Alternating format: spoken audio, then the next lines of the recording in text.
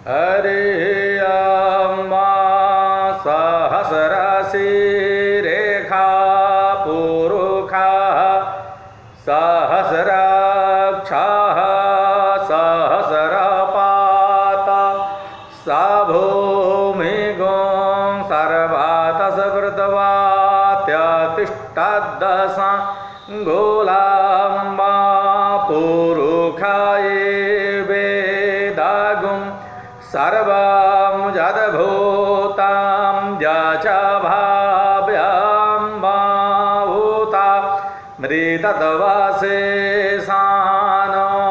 जदन्नेना तिरोहति। मैं doctor professor Dharmendra Tiwari, वेद विभाग जूथालाल संस्कृत महाविद्यालय मझवलिया पश्चिमी चंपारण। मैं आज राजबली पांडे कृत हिंदू संस्कार के बारे में विचार विमर्श करने जा रहे हैं। तो हम लोग सबसे पहले हिंदू संस्कार के प्रथम अध्याय में अनुसंधान के जो स्रोत हैं, जो स्रोत हैं, उस पर हम लोग विचार विमर्श करेंगे। हिंदू संस्कार प्रास्ताविक हिंदू संस्कार से संबद्ध प्राचीन आकर ग्रंथ गृह सूत्र धर्म सूत्रों के समान अपने वर्ण विषय के लिए प्रमाणों का निर्देश नहीं करते हैं। इसका कारण यह है कि मुख्यतः ये विधि विधान होने के कारण संस्कार किसी विशेष लिखित विधान की अपेक्षा प्रधानतः प्राचीन तथा लोक प्रचलित परंपरा तथा प्रथाओं पर आधारित थे। धर्मसूत्रों, स्मृतियों तथा मध्यकालीन निबंधों में धार्मिक तथा लौकिक विधि के विषय में मान्य प्रमाणों का उल्लेख किया गया है, किंतु ये रचनाएं कर्मकांडीय विधि विधानों के विस्तार में न जाकर मुख्यतः संस्कारों के सामाजिक अंगों का ही विवेचन करती हैं। अतः संस्कारों के संबंध में पूर्ण ज्ञान के लिए हमें उक्त ग्रंथों द्वारा अनिर्दिष्ट अन्य स्रोतों का भी अवगाहन करना होगा। सबसे पहले वेद का। तो वेद के बारे में है कि वेद व्यापक रूप से हिंदू धर्म के मूल स्रोत माने गए हैं। गौतम धर्म सूत्र के अनुसार वेद तथा वेदविदों की स्मृति और शील धर्म के मूल हैं। अन्य धर्म सूत्र तथा स्मृतियाँ भी उक्त मत का समर्थन करती है। वेदों के अनुशीलन से भी हम इसी निष्कर्ष पर पहुँचते हैं कि जीवन की विविध परिस्थितियों से संबंध रखने वाले सुख और मंत्र वेदों में मिलते हैं। संस्कारों में प्रायः वैदिक मंत्र ही उद्धृत और अनुगीत होते हैं। ऋग्वेद भारतीय आर्यों के धार्मिक साहित्य का प्राचीनतम आलेख है। यद्यपि हमें अंकित धार्मिक चित्र किसी भी प्रकार पूर्ण नहीं है, तथापि कतिपय स्थलों पर महनीय देवताओं की स्तुति में पुरोहितों द्वारा प्रयुक्त ऋचाओं में हमें लोक धर्म की झलक मिल जाती है। इसके अतिरिक्त धार्मिक विधि विधानों से संबद्ध कुछ विशिष्ट सूक्त भी उपलब्ध हैं, जिसमें विवाह, अंत्येष्टि और गर्भाधान का वर्णन किया गया है। कर्मकांड की दृष्टि से ये वर्णन भले ही यथाविधि न हों, किंतु ऐतिहासिक दृष्टिकोण से वे अवश्य जीवन के अत्यंत निकटतम हैं।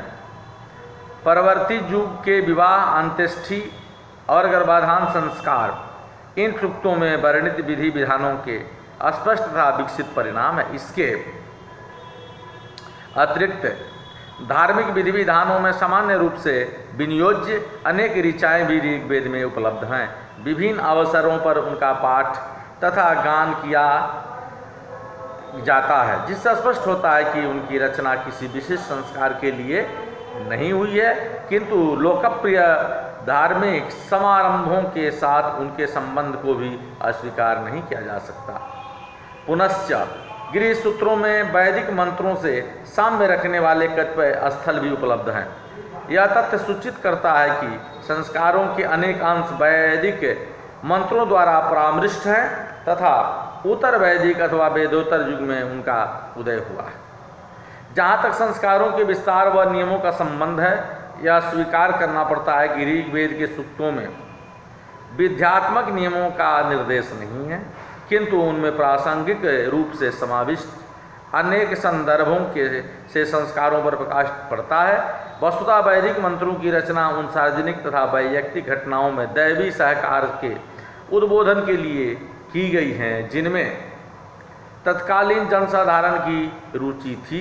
उदाहरणार्थ ऋग्वेद में स्त्री संतति तथा गार्हस्थ जीवन के लिए उपादेय सामग्री से संपन्न पुत्र तथा पौत्रों के साथ शतायु की तथा संतति घाती राक्षस के विनाश के लिए प्रार्थना की गई है तथा इन तथा सामान्य अन्य संदर्भों और जीवन के विभिन्न महत्वपूर्ण अवसरों पर किए जाने वाले संस्कारों में अत्यधिक समानता है। इसके अतिरिक्त संस्कारों के सामाजिक स्वरूप से संबद्ध अनेक निर्देश भी ऋग्वेद में हैं उपलब्ध हैं। उदाहरण के लिए उस समय अभ्रांतिका कन्या के लिए पति प्राप्त करना कठिन था और उन्हें प्राय पितृगृह में अविवाहित जीवन व्यतीत करना पड़ता था। विवाह के विभिन्न प्रकारों की ओर भी संकेत किया गया है। ऋग्वेद काल में आसुर विवाह माने पत्नी का क्रय, यानी लड़की वाले को पैसा दे करके और लड़की को क्रय करके विवाह किया जाता था, यह प्रचलन था। वशिष्ठ धर्म सूत्र में मैत्रायणी संहिता से एक वचन उद्धृत किया गया है जिसमें पति द्वारा पत्नी के क्रय करने का उल्लेख है। जब पति पैसा दे करके लड़की के माता पिता को और लड़की को क्रय करके अपना विवाह करता था। गंधर्व विवाह की चर्चा पर इन शब्दों में की गई है। वह सुंदर वधू भद्रा होती है जो भली भांति अलंकृत होकर अनेक पुरुषों के मध्य में स्वयं अपने मित्र यानी पति का वर्ण करती है। ऋग्वेद में विद्यार्थी जीवन की प्रशंसा की गई है। सामवेद में जिसके सारे मंत्र ऋग्वेद से लिए गए हैं, सामवेद के जितने भी मंत्र हैं वह सारे के सारे ऋग्वेद से लिए गए हैं। संस्कारों के इतिहास की दृष्टि से कोई उल्लेखनीय सामग्री उपलब्ध नहीं है। यह मुख्यतः अपने स्वर तथा लय के कारण लोकप्रिय हैं। दीर्घ सत्रों तथा विवाह आदि शुभ अवसरों पर इसका गान किया जाता था। 12 गृह सूत्र वाद्य और गान का विवाह के अंग के रूप में निर्देश करता है, किंतु जहाँ तक संस्कारों के स्वरूप का संबंध है उस पर सामवेद से भी कुछ भी प्रकाश नहीं पड़ता। यजुर्वेद धार्मिक विधि विधानों के विकास में उन्नत स्वर का प्रतिनिधित्व करता है। इसकी रचना के समय विभिन्न पुरोहितों के कार्य निर्धारित हो चुके थे। इसमें भी वे सभी बातें निश्चित कर दी गई है जिनका व्यवहार अध्वर्यु और उसके सहयोगी दीर्घ सत्रों में अनुष्ठान में किया करते थे, किंतु यजुर्वेद जो है प्रधानतः स्रोत यज्ञों से ही संबद्ध है। अतः संस्कारों के अध्ययन में हमें इससे कोई विशेष सहायता नहीं मिलती। इसमें केवल मुंडन जो साधारणतः स्रोत यज्ञों के पूर्व किया जाता था कि विधि का ही उल्लेख मिलता है, जिसमें छूरे की स्तुति की गई है और नाई को निर्देश दिए गए हैं। यह निर्देश स्रोत और गृह संस्कारों में सामंजस्य को स्थापित करता है। अन्य संहिताओं के विपरीत लौकिक धर्म तथा धार्मिक विधि विधान संबंध जानकारी की दृष्टि से अथर्ववेद में पर्याप्त सामग्री प्राप्त होती है। इसमें हमें मानव जीवन में प्रत्येक भाग से संबद्ध मंत्र मिलते हैं। इसमें विवाह और अंत्येष्टि विषयक सूक्त ऋग्वेद की अपेक्षा अधिक विस्तृत मिलते हैं, ऐसा देखा गया है। एक संपूर्ण सूक्त में वैदिक ब्रह्मचारी की प्रशंसा की गई है। गर्भाधान की चर्चा भी ऋग्वेद की अपेक्षा इसमें अधिक सूक्तों में की गई है। अथर्ववेद के 18वें मंडल में दीर्घायुष्य के लिए प्रार्थनाएं की गई है, जिसमें आयुष्य कर्माणि कहते हैं। ये प्रार्थनाएं मुख्य रूप से मुंडन, गोदान तथा उपनयन आदि गृह संस्कारों के असर पर व्यवहार में आती थीं। इसमें ऐसे सूक्त भी समाविष्ट हैं जिनमें विवाह और प्रेम आदि का वर्णन किया गया है और जो अपने अंग के अनूठे हैं। इन सूक्तों को कौशिक स्त्री कर्माणि कहते हैं। उनके द्वारा एक कुमारी ने पति प्राप्त करने के लिए विविध हृदयहीन व्यक्तियों और प्रेमियों में प्रेम को उत्तेजित किया है। वधू को आशीर्वचन दिए गए, गर्भाधान किया गया और परिणामों स्वरूप एक पुत्र उत्पन्न हुआ। इन सूक्तों में गर्भिणी स्त्री, गर्भस्थ और नवजात शिशु आदि की रक्षा के लिए प्रार्थना की गई है। अथर्ववेद के इस लौकिक स्वरूप पर विचार कर ऋग्वे यह निष्कर्ष निकालते हैं कि यह आर्य धर्म का विवरण न होकर आर्येतर जनों के विश्वासों का प्रतिनिधित्व करता है। यह मत स्वीकृत नहीं किया जा सकता। यह संभव है कि भारतीय आर्यों ने अपने धर्म में अनेक आर्येतर तत्वों का समावेश कर लिया हो, किंतु आर्य समाज के निम्नतर वर्ग की अभिरुचि भी धर्म के निम्न स्तर में आर्येतरों की अपेक्षा कम नहीं थी। अथर्ववेद में पुरोहितों के अंत्येष्टि विशेष कर्मकांड की अपेक्षा जनसाधारण के विश्वासों तथा धार्मिक विधि विधानों का चित्रण ही अधिक किया गया है। अब तीसरा जो है सो अनुसंधान के स्रोत हैं ब्राह्मण ग्रंथ। तो ब्राह्मण ग्रंथों के बारे में कि वेदों के पश्चात अनुसंधान के स्रोतों की दृष्टि से ब्राह्मण ग्रंथ विशेष रूप से उल्लेखनीय है। ये वैदिक कर्मकांड विषयक धारावाही ग्रंथ हैं। ब्राह्मणों में श्रौत यज्ञों के अनुष्ठान के नियमों और यज्ञीय क्रियाओं के अर्थ तथा प्रयोजन के अर्थवाद का निरूपण किया गया है।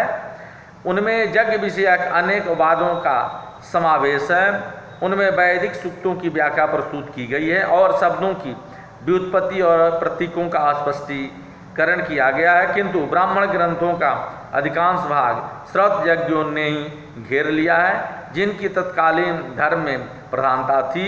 उनमें कहीं कहीं ऐसे संदर्भ आते हैं जो संस्कारों के इतिहास की दृष्टि से महत्वपूर्ण है। गोपथ ब्राह्मण में उपनयन का अधूरा विवरण मिलता है। शतपथ ब्राह्मण में कुछ भिन्न विवरण दिया गया है और विद्यार्थी जीवन के लिए ब्रह्मचर्य शब्द का व्यवहार किया गया है। विद्यार्थी के लिए अंतेवासिन शब्द का प्रयोग शतपथ और ऐत्रेय दोनों ब्राह्मणों में किया गया है। शतपथ ब्राह्मण में अजीन तथा मृगचर्म का उल्लेख तथा गोदान संस्करण का वर्णन किया गया है। तीसरी या चौथी पीढ़ी के विवाह की भी मान्यता इसी में उपलब्ध होती है। तांड्य ब्राह्मण व्रात्यों और व्रात्यस्तोम यज्ञ का उल्लेख करता है, जिसके अनुष्ठान से वे पुनः आर्यों के समुदाय में समाविष्ट कर लिए जाते हैं। पूर्ववर्ती मंडलों के परिशिष्टों के अतिरिक्त शतपथ ब्राह्मण 11 से 14 में उपनयन, वेदों के दैनिक स्वाध्याय और अंत्येष्टि आदि ऐसे विषयों पर प्रकरण दिए गए हैं जिनका विवरण अन्य ब्राह्मणों में नहीं मिलता है। इनका विवरण जो है वह स्वतंत्र रूप से। अब जो है सो अनुसंधान के जो स्रोत हैं चौथा आरण्यक और उपनिषद, उस पर हम लोग विचार विमर्श करने जा रहे हैं कि आरण्यक और उपनिषद मुख्यतः दार्शनिक विषयों से संबद्ध है और संस्कारों पर विशेष प्रकाश नहीं डालते, किंतु वैदिक यज्ञ और संस्कार उस समय भी अत्यंत लोकप्रिय थे। अतः इतस्ततः आरण्यकों और उपनिषदों में भी इनका वर्णन सर्वत्र मिलता है। संस्कारों की दृष्टि से तैत्तिरीय आरण्यक महत्वपूर्ण है। उसमें विदित होता है कि विवाह सामान्यतः परिपक्व आयु में होते थे, अतः अविवाहिता कन्या का गर्भिणी होना पाप समझा जाता था।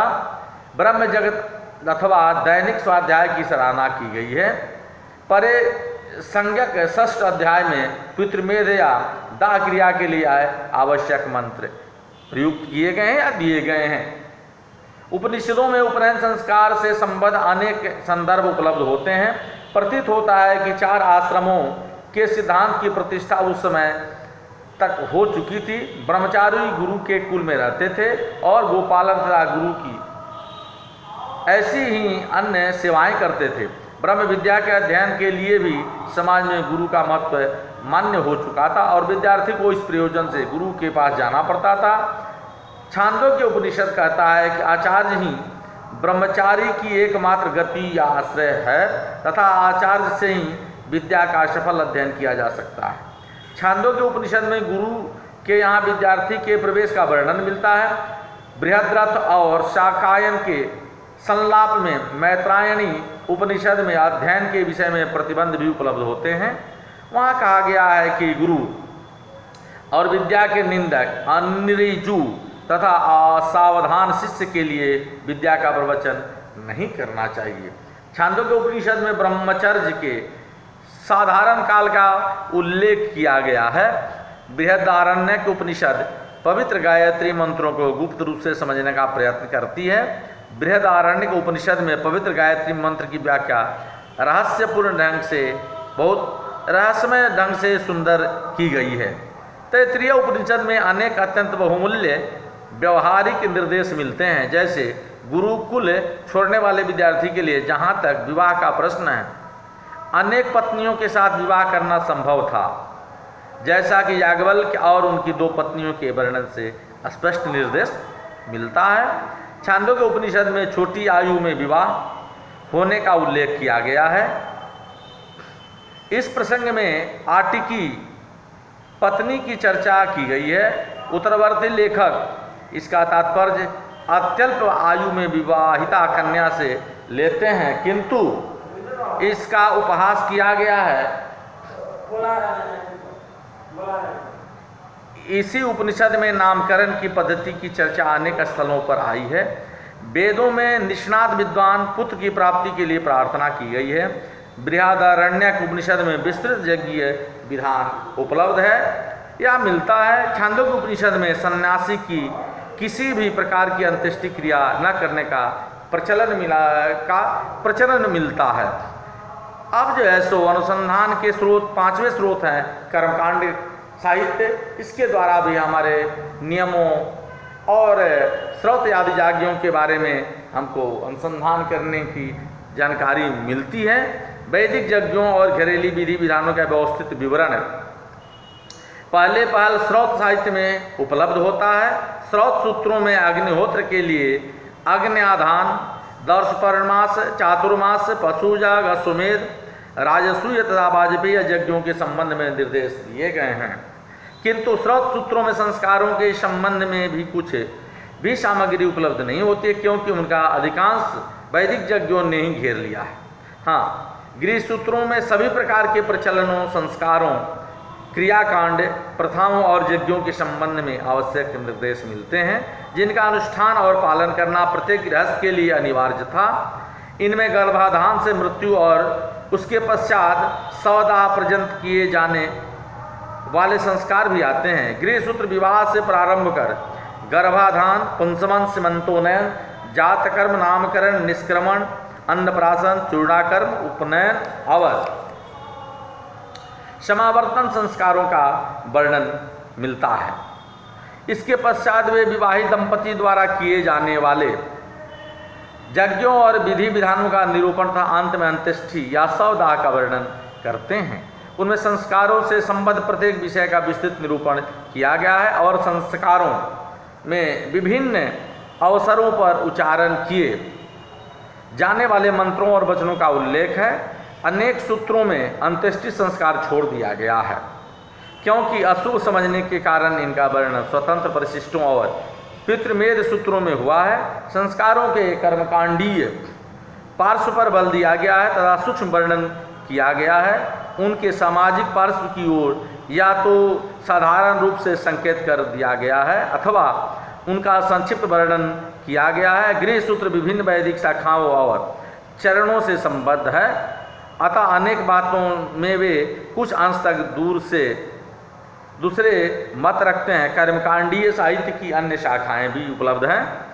यद्यपि ये परवर्ती काल की रचनाएं हैं, तथापि उनका वर्गीकरण गृह सूत्रों के ही साथ करना सुविधाजनक होगा। इनमें विविध कल्प, परिशिष्ट, कारिकाएँ, प्रयोग तथा पद्धतियाँ उल्लेखनीय हैं। श्राद्ध कल्पों और पितृमेध सूत्रों में अंत्येष्टि संस्कार तथा पितृमेध यज्ञ के नियमों का वर्णन किया गया है, जो अनेक गृह सूत्रों के अनुरूप है। परिशिष्टों में संस्कारों के लिए विशिष्ट अंगों का विस्तृत वर्णन किया गया है, जिनका गृह सूत्र में संक्षिप्त उल्लेख मिलता है। संस्कार संबंधी अन्य रचनाओं, प्रयोगों, पद्धतियों और कारिकाओं में कालक्रम से विकसित न्यूनतम सामग्री मिलती है और कुछ विषयों में उनमें या तो स्वशाखा से संबद्ध गृह सूत्रों के समस्त विधि विधानों अथवा कुछ विशिष्ट क्रियाकलापों का वर्णन मिलता है। पाणिग्रहण संस्कार, उपनयन संस्कार तथा अंत्येष्टि संस्कार आदि महत्वपूर्ण संस्कारों पर विस्तृत स्वतंत्र रचनाएं भी उपलब्ध हैं। अत्यंत प्राचीन काल से लेकर वर्तमान काल पर्यंत कर्मकांडीय साहित्य का अजस्र स्रोत प्रवाहित होता रहा है। अब जो है सो छठा अनुसंधान के स्रोत हैं धर्मसूत्र। तो धर्मसूत्र गृह सूत्रों से घनिष्ठ रूप से संबद्ध हैं और संभवतः उन्हीं के क्रम में इनकी रचना हुई है। हिंदू धर्म शब्द से उचित कर्तव्य विधि और धार्मिक प्रथाओं तथा प्रचलनों का तात्पर्य समझते हैं। अतः अनेक स्थलों पर धर्म सूत्रों तथा गृह सूत्रों के वर्ण विषय एक दूसरे में समाविष्ट हो जाते हैं। गृह सूत्र घरेलू विधि विधानों का वर्णन करते हैं, जिनके अनुष्ठान की प्रत्येक गृहस्थ से अपेक्षा की जाती है। यानी गृह सूत्र में घरेलू जो पूजा पाठ विधि विधान होता है उन पर विशेष जो है सो ध्यान दिया गया है और विशेष उसका वर्णन मिलता है। ये गृहस्थ का क्या कर्म है, क्या धर्म है। जबकि धर्म सूत्रों में हिंदू समाज के सदस्य के नाते मनु के व्यवहार के नियमों का निरूपण किया गया है और वे किसी भी प्रकार के कर्मकांडीय क्रियाकलापों का वर्णन नहीं करते। धर्मसूत्र और आश्रम निरूपण, धर्मसूत्र और आश्रम निरूपण निरूपण विधि विधानों का वर्णन किया गया जो अनुष्ठान के और वे किसी भी प्रकार के कर्मकांडीय क्रियाकलापों का वर्णन नहीं करते। धर्मसूत्र और वर्ण आश्रम का निरूपण करते हैं। आश्रम धर्म के अंतर्गत उपनयन और विवाह से संबंध नियमों का विशद वर्णन किया गया है। उनमें समावर्तन, उपायकर्म, अनध्याय, अशौच, श्राद्ध और मधुपर्क विषयक नियमों का भी समावेश किया गया है, वर्णन किया गया है। वे संस्कारों के सामाजिक अंगों का सविस्तार निरूपण करते हैं, जिनकी ओर गृह सूत्रों में संकेत मात्र मिलता है। अब हम लोग जो हैं स्मृतियों यानी स्मृतियाँ यानी धर्मशास्त्र के अनुसंधान के स्रोत जो हैं, स्मृतियाँ भी हैं, धर्मशास्त्र भी हैं, तो उसके बारे में हम लोग अब विचार विमर्श करने जा रहे हैं कि स्मृतियाँ धर्मसूत्रों के परिवर्तित सुव्यवस्थित विकास का प्रतिनिधित्व करती हैं। धर्मसूत्रों के समान वे भी मुख्यतः कर्मकांड की अपेक्षा मनुष्य के सामाजिक व्यवहार से ही संबद्ध जो है प्रथम संस्कार तथा उनकी नियामक विधियाँ दी गई हैं तथा उनके संबंध रखने वाले नियमों का उल्लेख है। उपनयन और विवाह का सर्वाधिक और पूर्ण वर्णन किया गया है, क्योंकि इन संस्कारों में वैयक्तिक जीवन के प्रथम और द्वितीय सोपान प्रारंभ होते हैं। पंच महायज्ञों का भी स्मृतियों में मुख्य रूप से स्थान दिया गया है। मनुस्मृति इन्हें अत्यंत महत्वपूर्ण स्थान देती है और इनका विस्तृत निरूपण करती हैं। स्मृतियों से हमें स्थितियों, यज्ञों, गृहस्थ के कर्तव्य, आध्यात्म संबंधी धारणाओं तथा अंत्येष्टि और श्राद्ध के विषय में विस्तृत जानकारी प्राप्त होती हैं। इनमें संस्कार करने के अधिकार किनको किनको है, छोटे छोटे विधानों तथा क्रियाओं और जीवन के विविध अवसरों का इसमें वर्णन विविध रूप से वर्णन किया गया है। पौराणिक देवताओं के अर्चन आदि ऐसे विषयों की चर्चा की गई है जिनके संबंध में गृह सूत्र और धर्मसूत्र प्रायः मौन है, किंतु सभी स्मृतियों में संस्कारों का निरूपण नहीं किया गया है। कतिपय स्मृतियों में केवल व्यवहार या विधि का ही निरूपण किया गया है।